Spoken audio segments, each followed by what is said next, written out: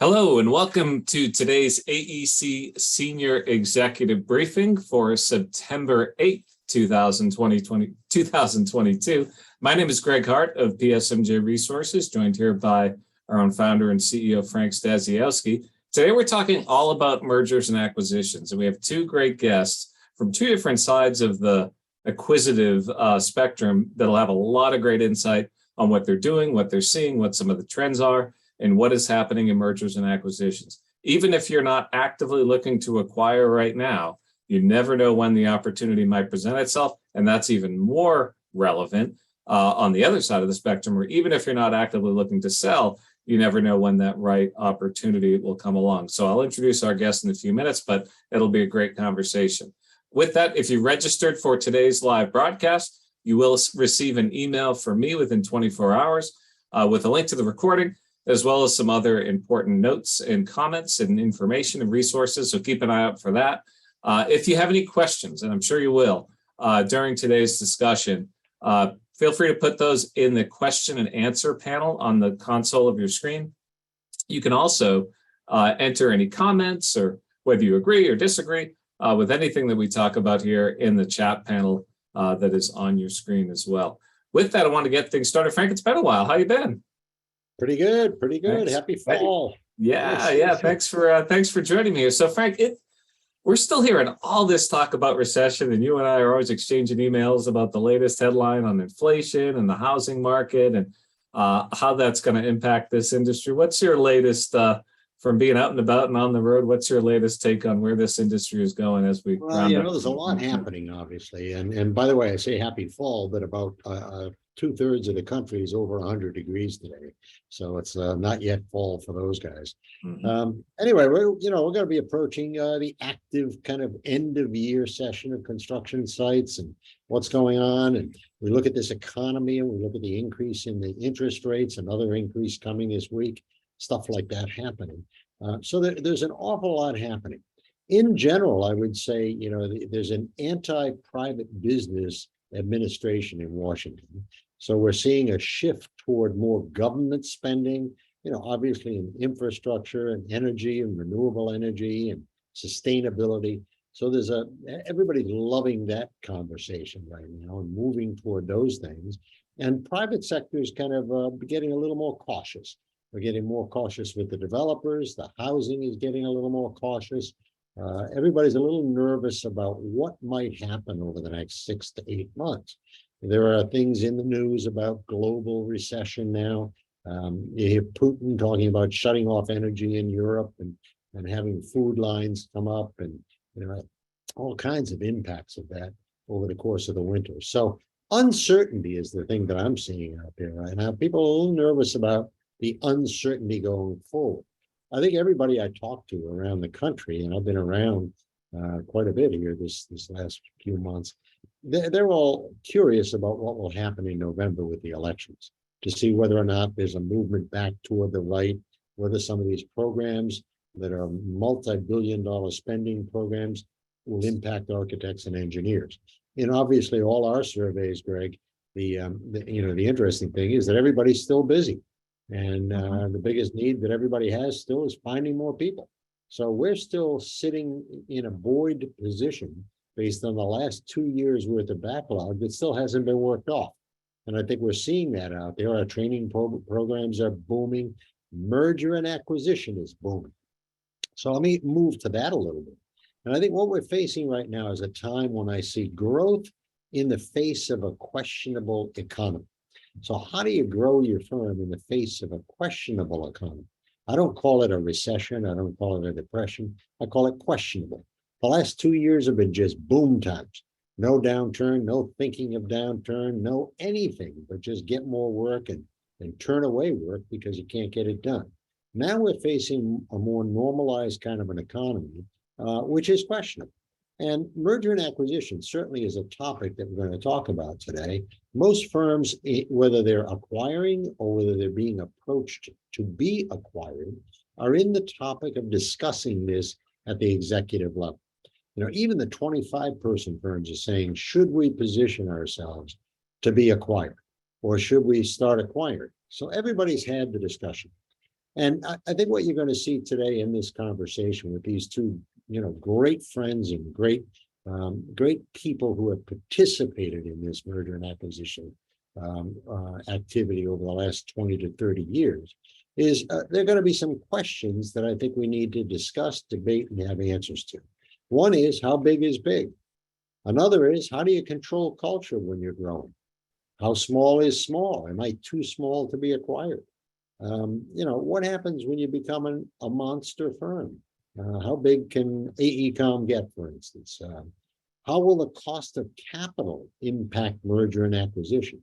We're doing a merger and acquisition conference in December down in New Orleans, and we're going to have hundreds of people there discussing this, including an awful lot of the private equity folks from our industry. So I hope everybody that's listening will think about coming. That's the first week in December down in New Orleans. And Greg will give you more on that later on. Yep. But let me turn it back to you, Greg. I think what we want to do here today is have an open discussion with these guys who are really sharp people that I've known for years, who are actively participating as buyers in a different way in this merger and acquisition business. Yeah, sounds good, Frank. Yeah, it's interesting. We had several of our member meetups. For those of you who haven't taken part of those are kind of open forum virtual meetings with fellow members on different topics, finance and HR and marketing. And one of the comments I heard on several fronts continues to be finding people is an absolute constraint to growth right now. When we go around the room or around the virtual screen and say, what's the biggest thing that's keeping you up at night?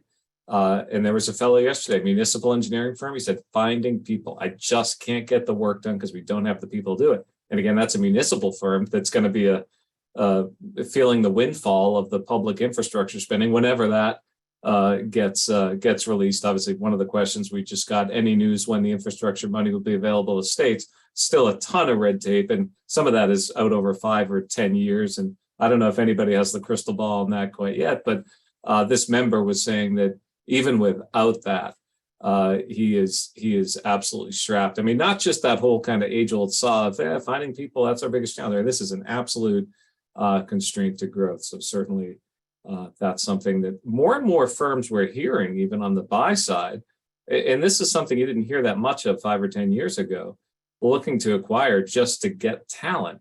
Of course, the problem with that is sometimes the firms that are the best ones to acquire already have their own backlog and their own problems of getting the work done. So that doesn't move the needle all that much. But anyway, thanks for that, Frank. Yeah, that's a great intro to what we'll be talking about here. Our first guest is Bjorn Morsbach. He is the Executive Vice President of Corporate Development at 25 or 27,000 person design firm Stantec.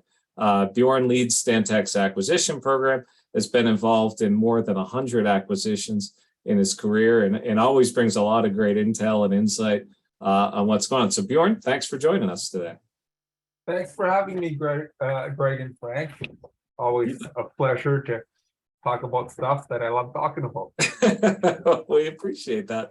So Bjorn, let's start things off here. What has changed in M&A over the past couple of years, and especially in light of even in the past 12 months, as there's concerns about recession and interest rates and all the other issues? How is M&A changing than pre-COVID?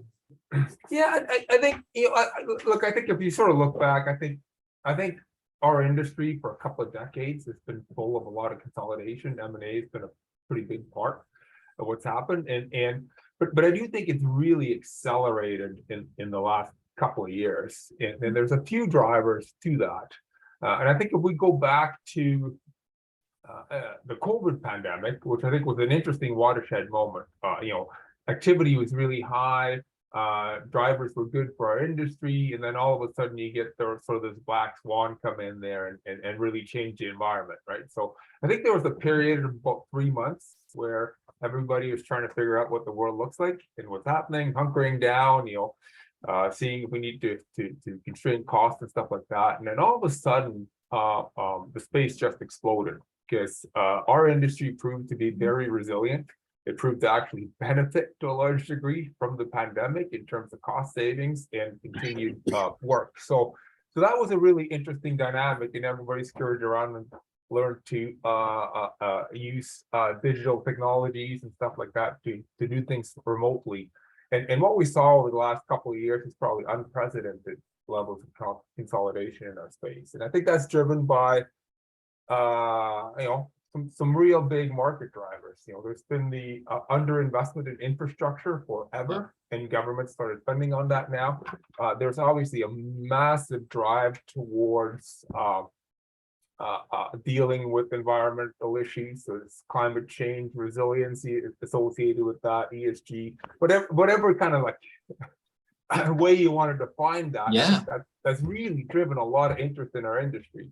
And what that's done is it's also brought new players into the space. So what we've seen that we historically haven't seen it, and I've been around doing this more or less for well over 20 years now at Stantec. And so I think the new entrants into the space, driven by those things, have really changed the game a little bit. I think there's more alternatives for people in terms of sellers looking at different options and opportunities, or capital structure, deal structure, all that kind of stuff. And the valuations have gone up, right? Yeah. So it's been a very, very active market for those users. Yeah, and do you see that changing anytime soon? I mean, that's one thing we're seeing, is that the market just keeps getting hotter and hotter and hotter. You want to draw a parallel to, say, the housing market or something, but the fundamentals remain very, very strong. Yeah, I think if you sort of look at historical kind of average multiples in our space, I think the last couple of years have definitely seen all-time highs on that. Will that change? Well, it's interesting to see. I think the demand's been really, really high, but I also think it's important to keep a little bit of perspective on those multiples, because I think people like to jump to the headlines, and you see the really, really expensive deals that happen in the space. And there's definite drivers for that. Very often they are related to some of those environmental drivers and investment in ESG across the board. And there's some larger deals and some really, really good firms that are high end in that space. And that's driven some big multiples. If you look at, I'm being maybe a little derogative in my use of terms here, but if you look at good or average or not so great firms, however you want to define that, I'm not so sure that the multiples have actually changed that much. I think yes, valuations have gone up, but there's also a bigger bifurcation between the top end of that scale and the bottom end of it. Do you think, one of the things that, let's see, Frank, this was probably 2009, I guess it was, when you first mentioned the death of the mid-sized firm, right? That there was this bifurcation that was starting to happen in the industry, consolidation with the resource-rich, diverse mega firms, and then the specialist niche firms. Do you see this? And that continues. I mean, here we are, fast forward to 2022, and that trend seems to be continuing to play out. Bjorn, from where you sit, is consolidation kind of here to stay in this? I mean, this is still a highly fragmented industry. Do you see consolidation as the future of the AE space? I do. I do think, it really is interesting, because the space seems to sort of recycle. So there's always new firms coming in too. And I think there always will be room for the smaller kind of niche firms. And I think they grow and then, run into their own challenges and then have to look at things again. But I do think consolidation is there to stay. I do believe, and I see a trend towards consolidation of some pretty major global practices, right? That will be the best of breed in terms of what they do and where they can do it, and deliver solutions really kind of across the globe in those locations that they choose to serve. And I think a lot of the skill sets are transferable. I think the technology is in place there to be able to facilitate some of that. So, that's kind of our path. We think we're going to be one of the prominent integrated global design firms, and the future firm of choice for clients across the globe. So now you're selling. I'm sorry. But we asked the question whether that's the trend I see, and I mean, that's kind of the path we are on, and the trend that we see. I mean, it Well, I almost, also, Greg, I also see the death of the mid-sized firm as continuing, because what happens is it's an issue of how you define the mid-sized firm. And I tend to define the mid-sized firm as a firm that's predominantly controlled by a couple of three owners and having increasing turnover amongst very talented people just below that. And, whether that's 25 to 50, 50 to 75, 75 to 150, I don't think the number is the issue. I think it's the culture of the firm that defines that mid-sized firm. And if there's too I've much heard, control going on, it's an opportunity for an acquiring firm to come in and acquire the junior talent and really grow their organization in a very good way. And Bjorn, I have a question for you, because I think it's an important question. And we ought to get Mike on too, because I think he can answer this too, because one of the things that I've observed in M&A over the decades is the importance that you guys as buyers place on those second tier people, on talking with them, on engaging them, on contracting with them to stay with the organization after you acquire them. All of that. Can you both comment on that a little bit? Because I think that's going to grow in importance as we get into this kind of an economic cycle. let me just intro Michael real quick, because it probably does make sense to loop our second guest here on that conversation. So Michael Converse is Senior Vice President of Strategy and Growth at Trilon Group. Prior to joining Trilon, Michael was with AECOM, leading strategy and growth for the Americas and running a 350-person West Coast AEC business. So yeah, Michael, you might have a say in this as well, but Bjorn, maybe you can chime in first. It's almost a natural manifestation of what makes an attractive seller. No, look, it's simple, right? Like to me, an attractive seller is somebody that makes us better. That's what we're looking to do. When we look at acquiring firms, it's not about numbers, it's not about getting bigger. It simply is about getting better. And then the question is, how do you do that? And you obviously have to have a really good value proposition, and there's components to that. You have to have a good strategic fit in terms of a complementary services and locations and skill sets that can make your firm stronger, and that combined you can do more than you could as individual firms. And that's really key for us, and it's also key for sellers to see that opportunity, which is really especially key going to Frank's point with sort of the second level people that might not have the kind of ownership that the actual selling shareholders have. They got to see the opportunity in it, right? So that's critical. And then I think you got to have a culture that's compatible. Different firms run different ways, and they have different drivers, they have different values, they have all that kind of stuff, and you really got to make sure that there's a real alignment on that. Otherwise, you really go sideways. Yeah, and then Michael. Go ahead, Bjorn. Yeah, I would just I think everything Bjorn said is right on, and certainly not just second level, but even third level high potential people in organizations is what we look at, because you mentioned this challenge we have in that there's not enough people to do all the work that's required in our industry. We're looking for companies that really value people enough so that when you look at their second level and look at their third level, they've been promoting them, they're ready. They just need partners like Bjorn's company or like mine who can help train them, help get them to the next level that they've been primed for. So all right, I have an idea. Let's have a little debate here. And you guys don't know I'm going to do this, but I'm going to do it. So let's have some fun, okay? Let's pretend I'm the CEO of a 57-person civil engineering firm in a niche that both of you want. And both of you are competing to buy me. Now, you both come from different strategies of acquisition. So Bjorn, let's say you're going to use some of the publicly traded shares of Stantec to do the acquisition as your currency. And Michael, you're going to use some private equity money that you borrowed someplace to do it.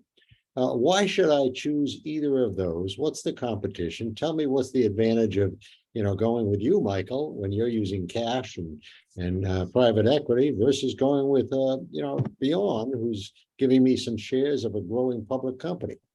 Maybe before you answer that, Michael, it might be helpful for those who don't know, just explain a little bit the philosophy and background of Trilon Group, because it is a a newer name that Yes. some might not be familiar with. Maybe give us a And quick. by the way, sorry to throw you in the lion's den like Sure. that, but that I do. No, no, I love it. So let's quickly, what is private equity in 1 minute?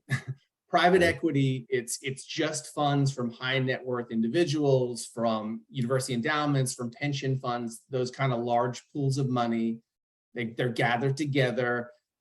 They typically have a defined time horizon where you cannot get your money back from this investment for for 3 to 15 years in time.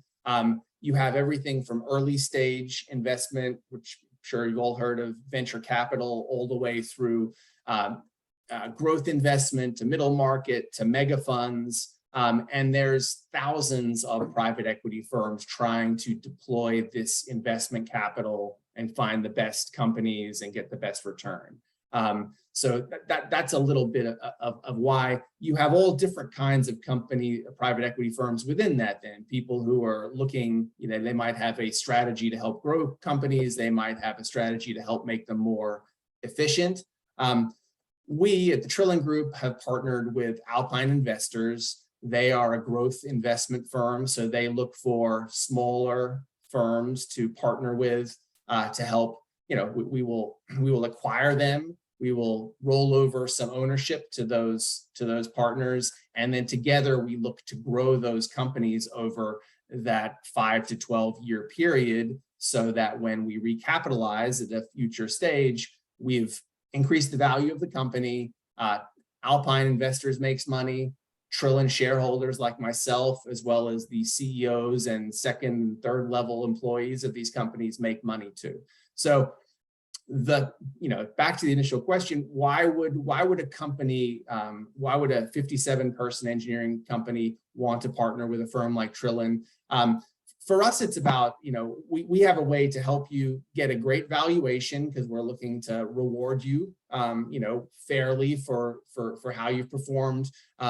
We think it's a better way to get an ownership transition from what typically might be one person owning that whole company, to having a mechanism where we can start to pass along some of that equity to different levels. And then the biggest thing is really access to growth capital. From private equity, we don't have to necessarily focus only on our returns for 2023 and what our profit is. We can focus on having that return in 2025. So if we are able to invest in technology or training or people or M&A this year, and it makes us better in 3 years, we have a mechanism to do that because we're owned privately. So that's a little bit of if you were just any private equity company. I think for us, we would specifically talk about our leadership style, and what we're doing to help our other platform companies with specific examples. So I'll pause there, but that's the quick pitch. Right, Bjorn, your turn, Bjorn, go for it. So it's interesting, right? Because it's tough to do in a simplistic pitch, if you like, because there's so many nuances in it. And I will start by saying, not every private equity firm's the same. Not every public firm's the same. Not every privately held firm's the same. So I think that's really, really important to keep in mind, because often people put things in buckets, and there's a wide spectrum of cultures, business models, philosophies within that. So I think that's kind of my opening step. So then to sort of my take is like, look, yeah, and then maybe I'll say before I get into that too, like, look, there's different solutions for different people, and I think it's really healthy that our industry has a variety of options now that people can pursue, because not every firm, not every buyer is ideal for every firm, right? So I think it's incumbent on people to really explore the different alternatives and make sure they really understand them, rather than to jump to conclusions based on buckets. But for us, we've been a public firm since '94, I think. So we're one of the long-standing public firms in the industry. We're listed in Toronto, and we're listed in New York. But look, being a public firm is not really a big deal for us. We don't operate our firm on a quarterly basis. We obviously care about performance, so does every other firm. And some of the things that come with being a public firm installs good business practices for us. So we have a really long-term view. We've been around this industry forever.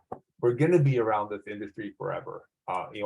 We're driven by technical people that manage our firm. All our leadership people have a technical background. Practitioners come from the business, and they really care about growing our business and advancing the industry. And we also have a philosophy that we're better together. So our philosophy is to fully integrate firms. We think that 1 + 1 equals more than 2.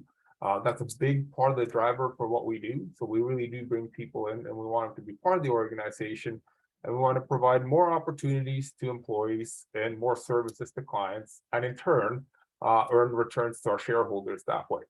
Now, Frank, going back to using shares, we actually typically don't use shares in our transactions. We do all our transactions with cash because we think it's simpler. But being a publicly traded firm, the benefit of that is it's a true meritocracy. You can be as big a shareholder as you want. You can invest in this firm, and you can get your money out when you want. So if you believe in it, you can put your money in, and like I said, you can liquidate it whatever you want. So it's not driven by any deadlines. It's a very, very sustainable long-term model. And we think that our culture, our approach has been very successful for the last couple of decades, and we think it's going to be for the next several decades as well. Good. Well, we have an opportunity here, guys, and I want to just speak to the audience for a minute. Look at these two guys we've got here. They're in the heart of doing acquisitions on a global basis. All you people that are out there, now's your opportunity to ask them any question you want. So stick those questions in the Q&A section and come at these guys with some tough questions, because they're here to answer your questions. So don't let us just ask the questions. You can too. We've actually got one that's come in here that is a little bit of a manifestation of what we talked about earlier. What's the impact of the retirement of many founders and senior staff on M&A? Bjorn, I'll let you answer that one first. So a seller has retiring many founders and senior staff. Yeah, I think part of the challenge that our industry is faced, and part of what's driven sort of the M&A activity, is that a lot of founders and owners in smaller firms where it's pretty concentrated, and even the ones that are more widely held, haven't done a particularly good job with succession planning. Now, it's also not an easy job to do. It's important, but it's not easy. And it's also maybe it's a bit of a generational thing. It's less and less attractive for people to borrow money or put a lot of risk on the line for ownership return. That's just culturally something that's harder and harder to do. So I think that's a real challenge for the industry, and I think that opens up some opportunity for M&A. The tricky part with that, though, is it's really understanding what those dynamics are. I spend a lot of time on that when we talk to candidate firms. What does that look like? And what are the promises or expectations that people in the organization have? And how do you facilitate an orderly transfer of that? Mm-hmm. Because value is in the people in this industry, particularly in the small firms, right? You bet. And those relationships have to transfer, and there has to be a plan that you can all buy into to make that work.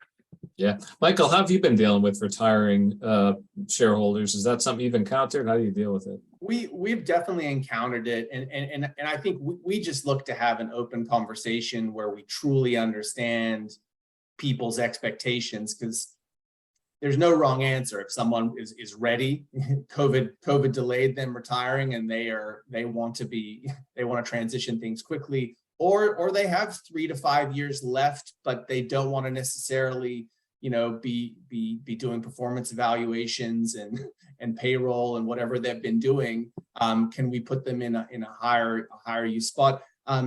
The one thing that I think people need to prepare for, and Bjorn just mentioned it, is transitioning client relationships. That's probably the most important thing, because what you don't want to do is be ready to retire and solely own a client relationship that you haven't brought other people into, because as a buyer, that's something we perceive as a big risk, which is we don't want to be telling one of your key clients you depend on for revenue and bookings every year, telling them that you're retiring and there's a transition, that they may not stick with you, they may start to go with someone else. And so I think that you can fill in other leadership. Hopefully you've developed it internally.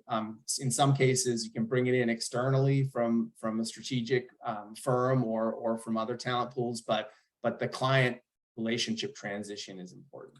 Yeah. All right. We got a couple questions coming in on what is arguably one of the toughest topics in M&A. And Michael, I'll let you lead on this one. Cultural fit, right? I mean, this comes up all the time. How do you measure it? We talk time and time again, and we do in our merger and acquisition seminars and books as well. It's so important to get the cultural fit right. How do you measure it? What do you look for to assess the cultural fit? Michael, I'll let you answer that one first.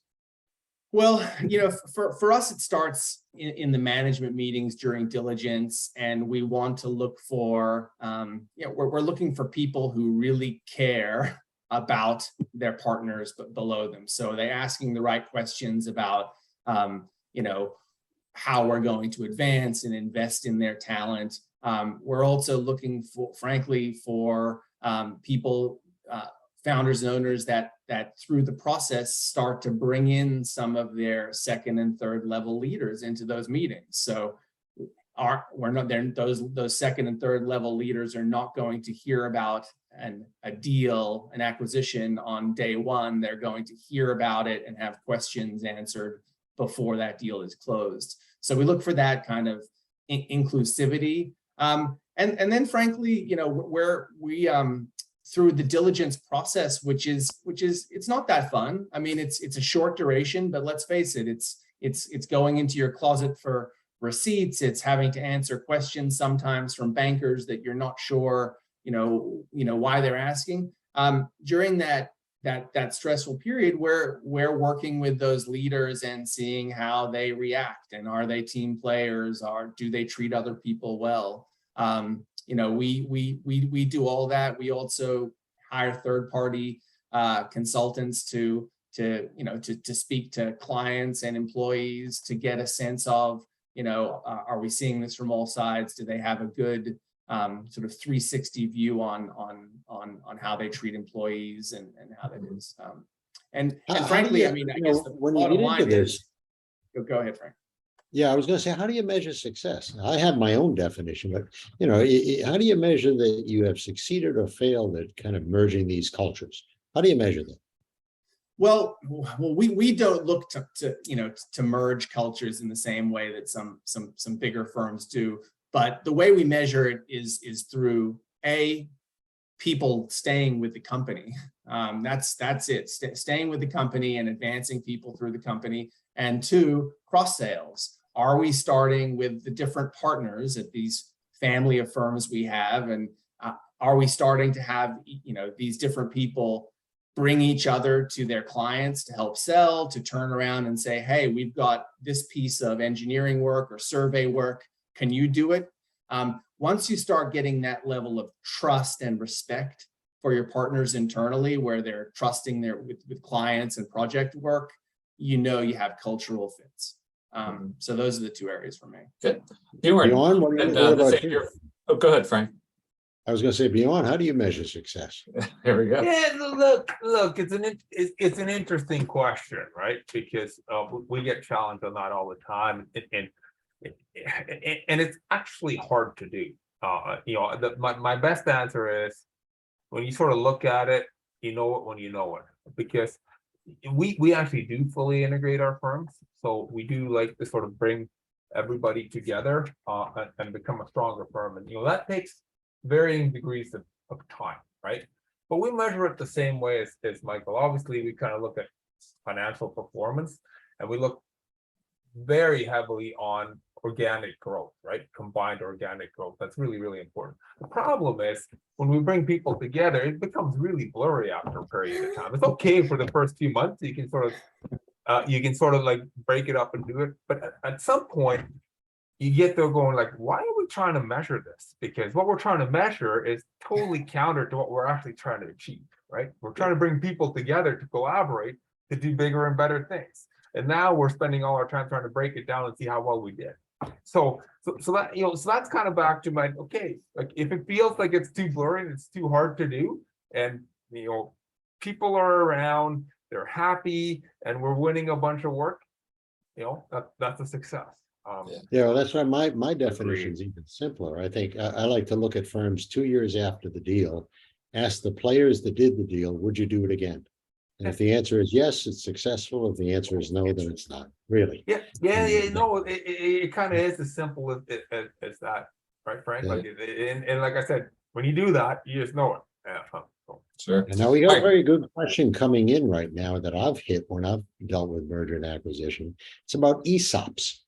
If I'm an ESOP and I have 100% share ownership by the people, and I've got a government control over the way those shares are valued, bought and sold, am I more of a target to be acquired or less? In other words, if you had 3 firms to pick and one's an ESOP and 2 aren't, how do you guys think about that strategically when it comes to acquiring an ESOP firm versus a straight, wholly owned firm or minority owned firm?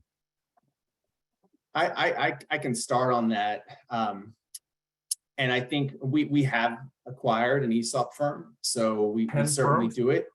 Yeah, well, 10 firms that had a full, from everywhere from a full to partial ESOPs, right? Brian, you cut out for a sec there. We just got the tail end of your comment. Oh, I'm sorry. No, I said it depends, because there are so many other factors that come into it. And I said, in my time here at Stantec, I think we acquired probably about 10 firms that have had various forms of ESOPs, everywhere from a full ESOP to partial ESOP. So how that's set up, what people's expectations are, what they try to achieve, all depends on it. I'll say it adds a little bit of complexity in the deal structuring. It adds some constraints to how you can structure a deal and make it work. But again, if the value proposition is right, if what you're trying to achieve makes sense, you can work your way around all of that. Yeah. Michael, you were saying something as well?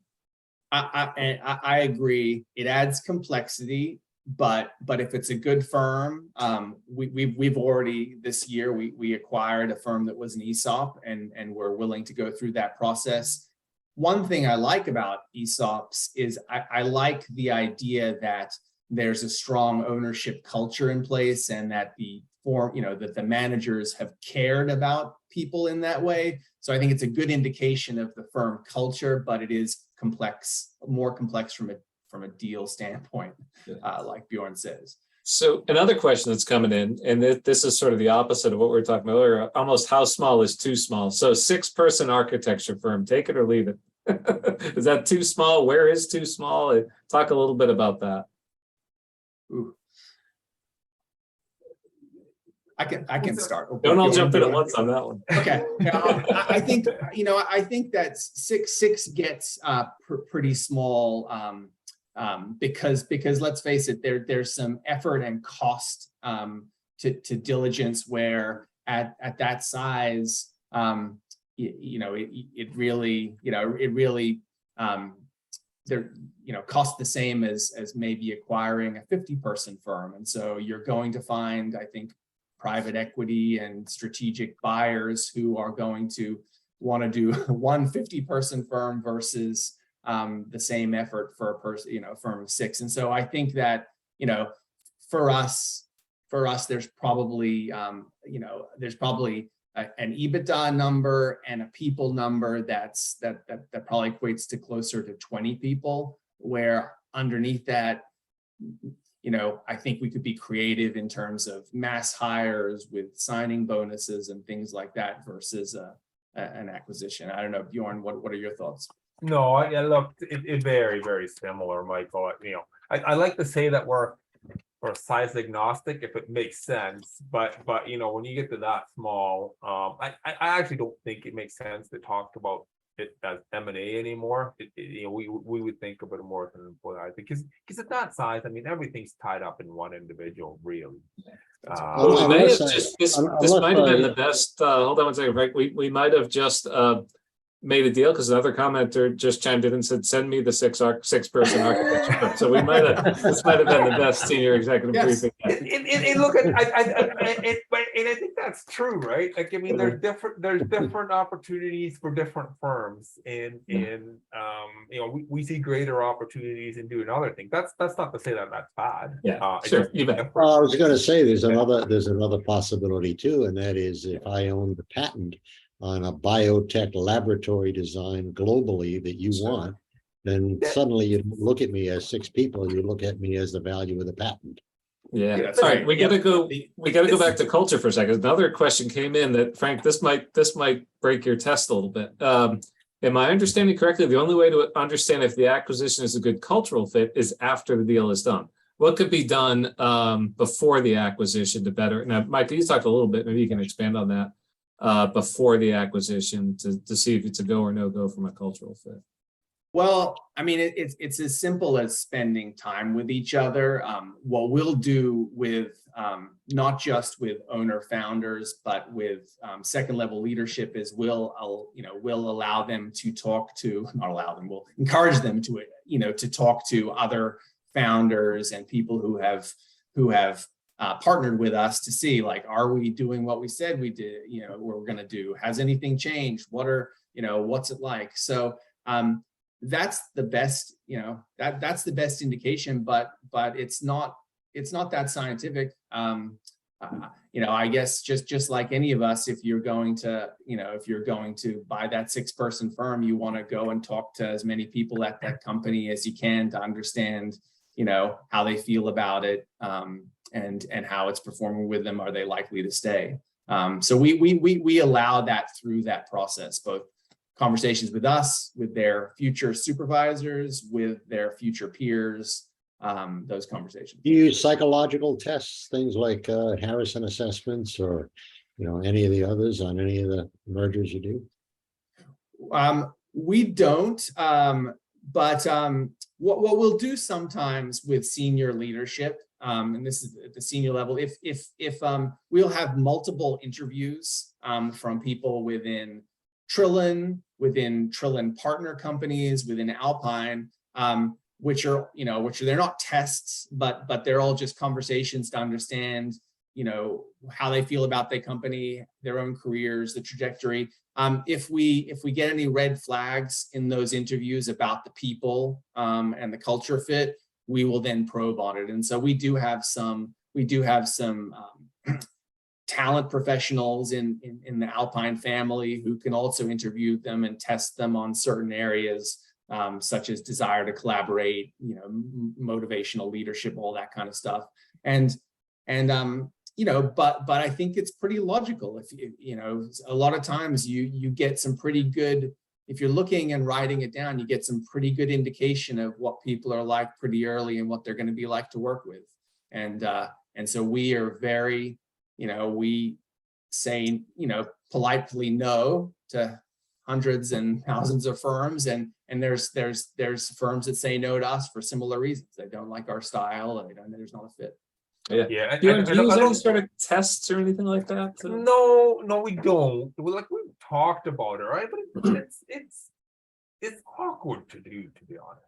Right, like it's tricky, and it becomes a little sort of mechanical in that process. And this is a relationship business overall, but I can't stress enough how important that cultural fit assessment is, and it is a two-way street, right? Like, you really got to spend time making sure that works, and either party should be very comfortable saying, "Yeah, this probably isn't the right fit, and we shouldn't do it." And like Michael said, we have a lot of discussion and we establish that, and we're very happy to walk away on that basis, right? And I encourage every firm that we talk to, if you don't sort of think like our plan, our philosophy, and our approach, don't do it, because it's not going to do anybody any good. And to me, the time invested up front is critical. If your plan is to sort of figure out if you have it after the fact, boy, that's a risky game to play, right? And so from the very first discussion through all due diligence and through close and through integration, to me, like, it really is about two things. I like to keep it simple. Like, it's about sort of alignment of expectation and elimination of surprises, right? Like, surprises are the biggest problem with all deals. You don't want surprises. We don't want surprises in due diligence. So if you got skeletons in the closet, tell us about it and we'll figure out a way to work with it. And likewise, we don't want to tell firms what things are going to look like and then surprise them after the fact. Nobody wins in that game. And this is, something you do again and again. And it's about building your reputation. It's about doing the right things and sort of jointly being successful. So that to me is absolutely critical. Now, do you get it 100% right all the time, or do sort of dynamics outside of your control change sometimes? Sure. Do people always tell the truth? Are they as transparent and honest as you like? Not always, but you really try to get there, right? Like, it is about honesty, trust, and then alignment of expectation and elimination of surprise. If you keep sort of those simple principles, you do pretty well. And that's where we do similar things that Michael said. We'll let people talk to anybody in our organization if they want to hear what it's about. Good, bad, ugly. Tell us who you want to talk to, and we can facilitate it within the confines of the alley requirements. Let me ask you a couple of very basic questions, and we're talking at a high level of strategy here, but there are some basic questions that I think our audience would like to hear an answer to. When you look at deals in general, okay, I comment to people that at minimum it's going to take you 3 to 9 months to close a deal for a variety of reasons, no matter how small or how big it is. 3 to 9 months. Would you agree with that or disagree with that? Probably right. But I mean, depends on where depends on the starting point. But for us, we can certainly and have done it within 3 months. We've closed 7 partnerships, some acquisitions within this year. But man, for all the reasons we just talked about with culture and no surprises, it is very intensive work. So we may be doing it. We may be able to do it on that 3-month end, but then there's a commitment from us and from the founder owners on the other side that we're going to carve out time to do that. So it's, there's a cost to doing it more quickly. Go ahead. No, so I think like the question is really interesting, Brent, because I think that's to me that's about right. And I think, as Michael said, it allows for doing some of those things that you want to do to make sure that you do it right, you do it well. People can continue to run the business in the interim, and you make good decisions, and you have an opportunity to bring leadership and staff along in sort of a thoughtful manner, right? Because you can plan it out and you can engage people. What I have observed though, is an increasing trend to do things faster, right? So that's pretty dramatic change, I think, in the last couple of years. It is a bit of a matter of the industry getting kind of more professionalized. So there's more bankers in there. There's more sort of third parties. And I think it is a little bit of a result of private equity too. And again, different forms, but private equity coming in that have like a bit of an army of people that can just crank due diligence, right? And it's very process oriented, and it's driven sort of under the notion that time kills all deals. That's kind of something that I'm not sure that's true in our industry. As a matter of fact, I think time's your friend if you do it right. But there definitely is more pressure, particularly on the larger deals now, to really do things fast. And there's a real pressure from sell-side advisors to drive towards deal certainty quickly, right? So that makes everybody then have to sort of pull up their socks and in many ways kind of compete on a very quick turnaround basis. And it is what it is. We're happy to do it when we need to do it, but it's far from our preference because we don't think we can do it the right way. Mm-hmm. Another question. One thing I'd add to that, Frank, is that I think that it's a good idea to start having conversation in forums like this or conferences with all the different kinds of buyers and partners out there, especially the ones where you think as an owner founder that there may be a cultural match, because that's your chance early to understand, well, do these people sound like they're reasonable or they're full of it? And then also you'll get you'll start to understand what they're looking for in partners too.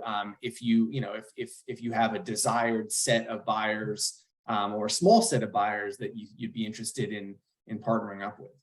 Yeah, and even if you think, I couldn't agree more, Michael, and even if you think that a solution or a type of buyer is not the right thing, you owe it to yourself to truly explore that, because there's a lot of myths out there, and there's a lot of kind of assumptions that may or may not be true, right? And what do you got to lose to explore? Because I think as a person or as a leadership team selling your firm, that's a pretty major decision, and you owe it to yourself to look at all options and opportunities to do that, right? Because you might be surprised, actually.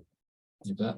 You bet. We're getting toward the end of this. Let me ask you another tough question, and that is, in your history of doing deals, pick me 1, 2, or 3 things that have been the biggest deal killers, things that really make you walk away. You kind of run for the hills. Employee attrition. Employee attrition for me is a symbol of not doing, of not having that strong people focused foundation. And so there's always reasons, and we're in a competitive market, so I'm not saying that it's unreasonable to think there's no employee attrition or that would even be a good thing, but if it's way above what the market average is, that would be a deal killer or scary thing for me. The other thing I would say is not having a stable client base. So not having some of those long-term relationships with whatever your market is that you can point to, that over a couple of years, they've continued to come back to you. If we don't see that, then it typically tells me that you're not focused. You're winning work, but the quality, the relationship with clients isn't there. Bjorn, how about you? Look, I think it goes back to that trust piece and that elimination of surprises piece. Don't say something that isn't true, that proves out in due diligence that it's quite different. It's no good for anybody, right? That's the whole elimination of surprises thing. Surprises are not good. Be forthright, be honest, be who you are, and then let's make a joint assessment of how good the fit is. And if it's not right, then it's not right. It's not good for us, not good for you. Yeah. All right. So one last question here for both of you before we wrap up. Let's go back to Frank's CEO of a 57 person firm. He or she is looking to sell in 2023. What's one piece of advice you'd give them as they start to consider that process? Bjorn, I'll go to you first. I think plan for it, right? Like, be organized, make sure that you understand your business, make sure that, there are no surprises that you don't know about, right? I think that's the key.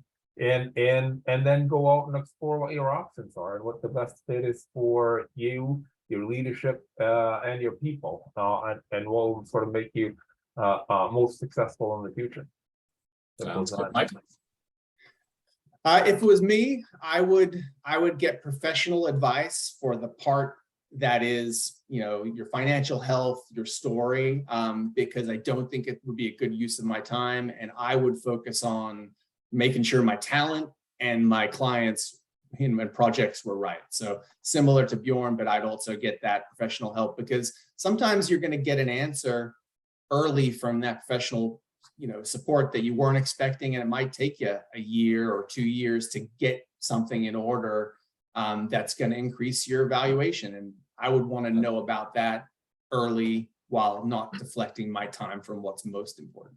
Sure. Let me make one last comment here and then turn it back to you, Greg. And I think, when you look at this at the end of the day, and having known these guys and these firms for years and having seen so many deals in our own PSMJ experience, the one thing I can say is that, when things happen, and I think Bjorn said it earlier, in such a way that an acquisition, a merger, gives the smaller firm an opportunity to do things they couldn't otherwise do. And it really builds on the strength of the combined entity. It's an opportunity for the people, it's an opportunity for the owners, and it's an opportunity for the acquiring firm to be able to do some things together that they couldn't otherwise do. Those end up being the easiest deals and the best deals to do. When it's a stretch to do that, they tend to take longer and tend to fall apart. So I think what everybody's looking at is how can we add value to the process here of being together? And the conversations get easier, in my observation, when both sides are adding value to a combined deal. Yeah, you bet. Right? You Take it bet. away.